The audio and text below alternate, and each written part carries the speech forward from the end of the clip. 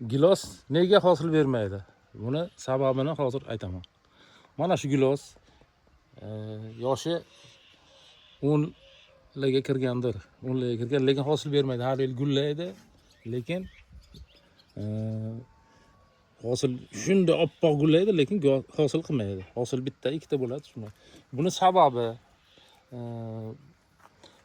hozir masalan buni gilos navlari bo'ladi. O'zini o'zi changlatuvchi yoki o'zini changlatmaydigan changlatuvchi daraxt kerak bo'ladi. Masalan, o'sha navdan ekan bu. Shuning uchun buni sababi mana yaqinda buni yonboshiga boshqa nav olib kelib, mana bitta tanasiga payvand qilganman. Mana payvand qildim.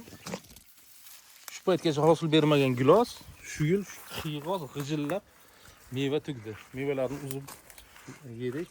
Xudo xolasa keyingi yil mevalari hammasi yuqoridagi meva qilmay kelgan daraxtning mevalarini ham, buni ham video obzor qilib tashlayman.